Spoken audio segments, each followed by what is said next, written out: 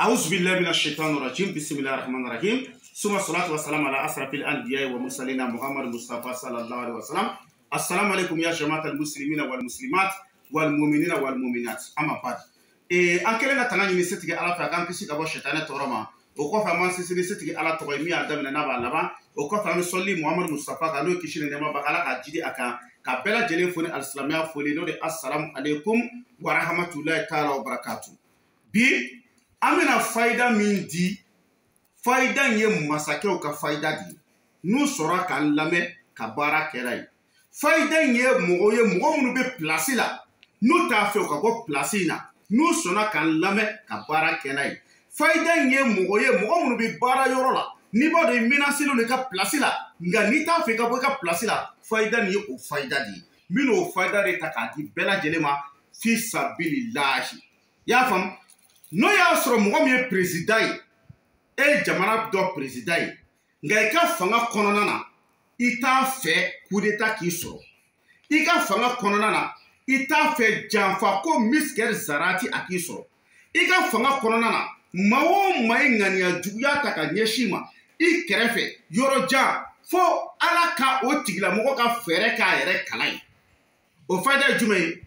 jege bele do be no ba wele ko capitaine capitaine Odeni, ya famia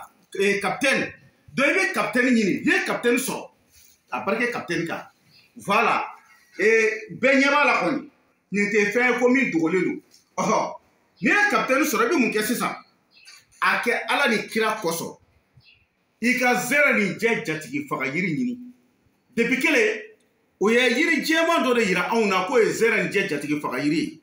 kone Cheikh Sherif Abdul Aziz Aidara ko koye kadoyi. O te zeren je jatigi faga yiri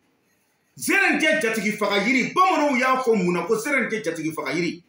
kono be se ga yiri den do dun kata a yiri de o yiri den kele kata fo na yiri do sanfɛ ou be kata banogota ka yiri do sanfɛ o yiri den mi na be fale yiri sanfɛ na bi na bonya yiri sanfɛ ka tla ko yiri faga ka jo o yiri place la a be fo de ma ko zeren je jatigi faga yiri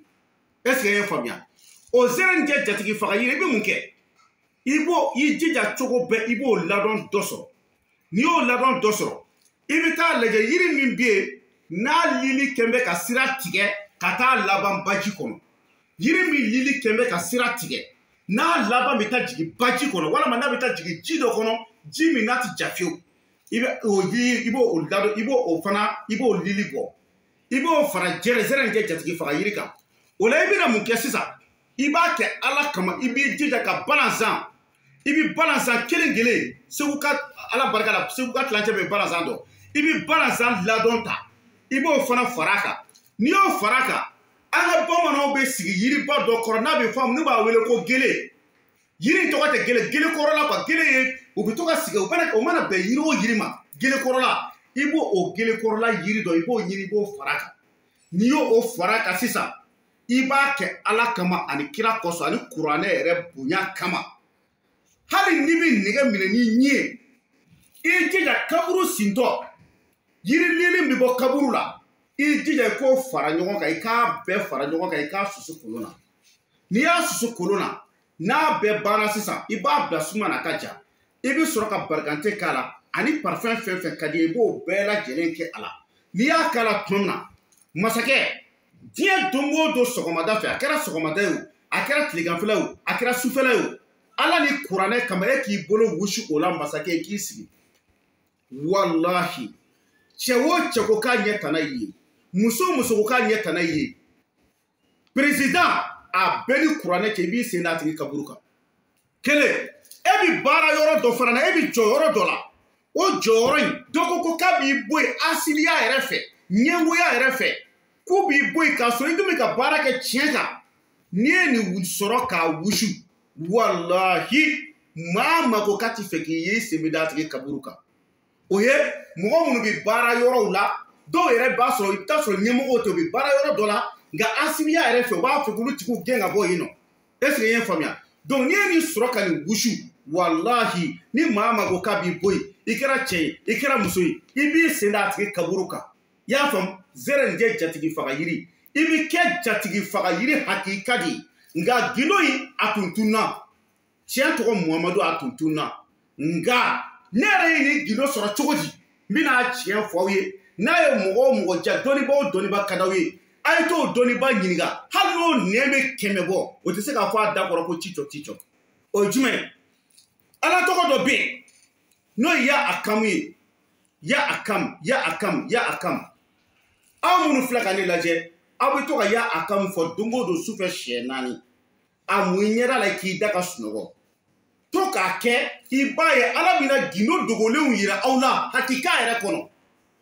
a tɛ karamɔgɔ foyi bolo filɛ ka dalu min fɔ a tɛ bamanan foyi bolo filɛ ka dalu min fɔ wa n y'a sɔrɔ cogo min na filɛ ne k'a sɔrɔ cogo fɔ dogona ko tɛ o muriya tɛ ko an ka koni dɔ baratu an ka banga ko mɔgɔ tɛ ya akam i datɔ la sufɛ fɔ siɲɛ 4 ka mun ɲɛda la wallahi fɔla k'i kibaruya dɔnni hakikaw la dɔnni minnu i bɛ miliyari bɔ i t'a sɔrɔ i y'a faamu donc je vais m'exprimer un peu en français c'est moi Cheikh Chérif Abdoulaziz Aïdara du Mali Bamako commune 3 Samé. Aujourd'hui je vais vous donner un grand secret du Faïda pour les gens qui sont par exemple les présidents de la République, les gens qui sont dans leur place qui ne veulent pas et à cause de la jalousie ils travaillent très bien mais il y a des gens qui ne veulent pas les voir, ils veulent les faire dégager sur leur place ou bien un président que tu veux jamais qu'on te fait un coup d'état. Donc ça c'est ce secret que je suis venu vous dire. Il y a un arbre qui se trouve dans les forêts qu'on appelle Zeranidjer. Mais Zeranidjer c'est 2 qualités. Il y a un qui la peau de l'autre là c'est un blanc. Mais je ne parle pas de ça. Et l'arbre que par exemple un oiseau a pris par exemple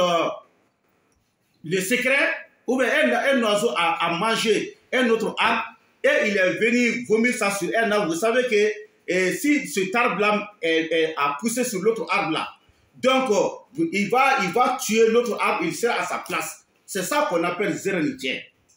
Jatigi Fakayiri. Zeranidjer simple, il y a Zeranidjer Jatigi Fakayiri. Je parle de Zeranidjer Jatigi Fakayiri. Le ladon qui se trouve sur ça là, c'est ça que tu vas enlever. Et j'ai dit plusieurs arbres aussi. Et comme je ne sais pas comment m'exprimer tous ces arbres-là en français, donc plus c'est le poisson qu'on appelle capitaine. Est-ce que vous avez compris? Il y a plusieurs secrets sur là-dessus. Donc moi je pense que les gens qui comprennent très bien notre langue, ils vont vous expliquer. Donc si tu as utilisé ça dans ta vie, là où tu es, la personne ne peut te faire quitter là-bas. Même si tu es un président, on ne peut jamais te faire un coup d'état. Est-ce que vous avez compris? Voilà. Donc si vous n'avez pas compris, plus une autre information, vous m'appelez sur mon numéro de téléphone, c'est 00223 après 77 90 17 17. Donc, ni mɔgɔ minnu ma yɔrɔ min faamu, a bɛ wele n ka téléphone numéro kan, o de ye 00223 après 77 90 17 17. Parce que n'i bɛ yɔrɔ min na ni hasidiya fanga ka bon, ni ɲɛngoya fanga ka bon, maa si t'a fɛ ka mɔgɔ si yɛlɛlen sanfɛ, mɔgɔ si t'a fɛ ka tɔgɔtigi dɔ ye, mɔgɔ si t'a fɛ ka bonyatigi dɔ ye, n'i b'o yɔrɔ la i k'i yɛrɛ kɔlɔsi kosɛbɛ. I y'a faamu? Donc, comme sɔrɔsiw y'a ye, n bɔra ka fayida belebele d'u ma. Mali sɔrɔsiw ye ne fo fan bɛɛ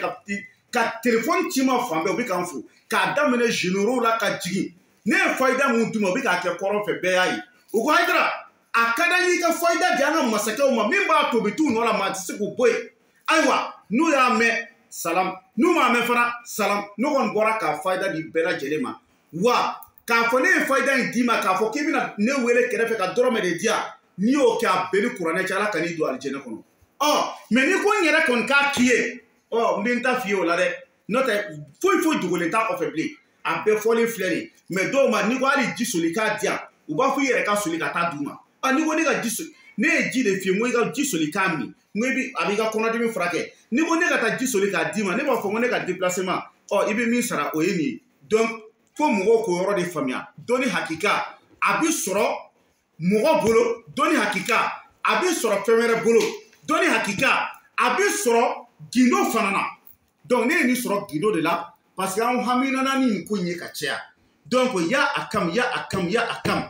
Ala tɔgɔ de don, jinɛ tɔgɔ tɛ. Donc n'i bɛ to k'ale fɔ don o don sufɛ siɲɛ 4 k'i da, Ala bɛna gindo dogolenw yir'i la mun ye hakikaw ye. Est-ce que i ye n faamuya? Donc Ala k'an bɛn sababa ma. Subahana rabbika rabbil izzati amma yasifun wa salamun alal mursalin.